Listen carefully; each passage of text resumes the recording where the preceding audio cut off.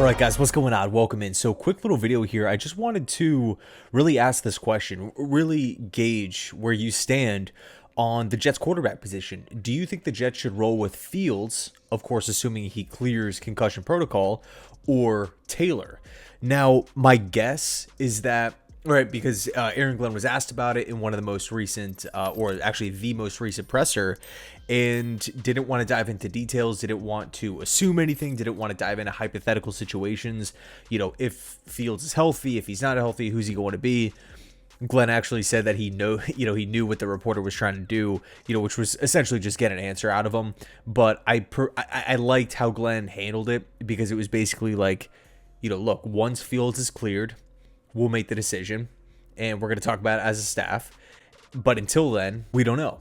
And so I think when it comes to this week against the Miami Dolphins, it honestly, my offensive game plan wouldn't really be like, I just don't know how much of a difference it makes, right? Whether it's Taylor or Fields for this week specifically, right? Obviously, Taylor presents some things that Fields doesn't have. Fields presents things that Taylor doesn't have.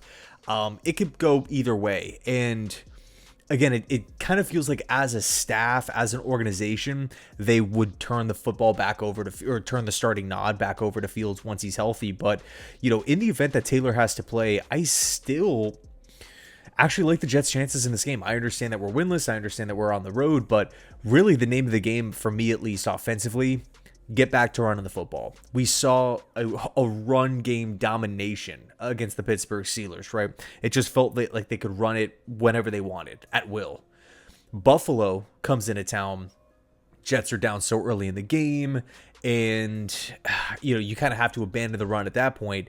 And then I don't really know what happened against Tampa. I don't know if it was maybe Ingstrand saying, okay, Tampa thinks we're going to run the ball, let's try to maybe fool them by coming out with all these little quick passes and whatnot, because the Jets did drive down the field.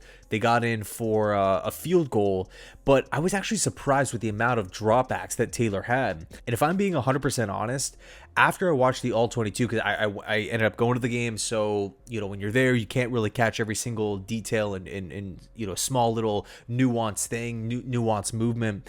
But especially going back and watching that all-22, Taylor's performance was not actually that bad. One thing I was impressed with actually at the game was his poise. Bowles would send a blitz, and Taylor would just hang in the pocket, sit there, take the hit, try to deliver an accurate pass, look down the barrel of the gun, and not shy away.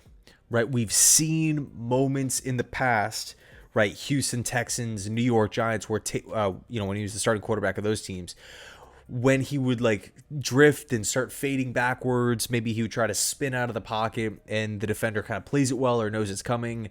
And you just see Taylor just creeping back.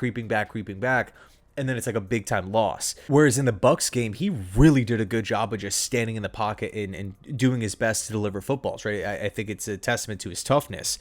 Obviously, he headed the comeback as well in the fourth quarter. One drive, 11 plays right down the field for a touchdown. The other drive, a 10-play right down the field in for another. Lazard almost dropped the touchdown pass. Was Taylor perfect on the day? No. And the big red X, right? The big negative. Everyone already knows what it is. It's the boneheaded turnover, trying to force a ball right before halftime, where, he throws this ball like, yardage wise, it wasn't really that far. But when you just look at like the distance that the football traveled through the air, that is an extremely difficult pass to make. Extremely difficult, where you're going back across the field and picked off. Not only was it just picked off, but it was returned for 6. And Taylor did make that throw. He did make that decision to launch it like that, which felt very unlike him, unlike his game. But it is what it is. It's in the past. If Taylor is the guy moving forward, assuming Justin Fields is not cleared, again, I feel pretty comfortable with him at the starting helm. But I really do believe that Tanner Ingstrand should get back to basics, get back to the brand of football that has been preached for months, which is run the ball, physical, intimidate the Jets offensive line. I understand we don't have AVT. I understand that the run game hasn't been super dynamic, super electric the last couple of weeks, but it just kind of feels like this is that kind of get right game. You look at the Miami Dolphins defense, it has not been good. against the run, against the pass, really at all. By the numbers, are the worst defense in football. They've 32nd in points allowed as well. Man, it's just third down conversion rate, defensive time of possession. They are just, bottom of the barrel in a lot of different defensive categories. And so again, whether it's Taylor, whether it's Fields, you're kind of hoping, okay, this is that get right type of game. Obviously, you're not underrating your opponent. You're not just looking at the Dolphins saying, the Miami Dolphins, yeah, we got this in the bag. No, because the Jets are obviously a winless football team as well and have made a myriad of different mistakes, through the first 3 games. And of course, it's not just the offense that wins you the game. It's the defense, and that's a whole nother discussion. We're going to dive into that in the preview video. Probably going to be dropping that tomorrow. But in any case, again, whether it's Fields, whether it's Taylor, I feel pretty good about the offensive maybe success rate going up against this Dolphins defense. Now, it's Monday Night Football. It's a divisional rivalry.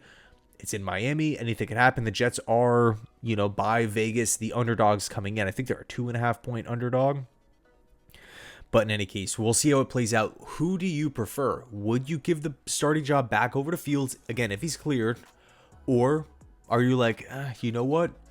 If we can just not have that backbreaker of a mistake right before halftime, if we can just get everything else that Taylor showed against Tampa, but without that pick, I think the offense is going to be in good hands. So yeah, let me know your thoughts down below in the comment section. Thanks so much for watching. I really want to get back to running the football and even throwing the football to the backs, right? Really utilizing Brees as a receiver. I think it's a missed opportunity that the Jets haven't really utilized that much this season. So thanks so much for watching. I appreciate it. And as always, go Jets.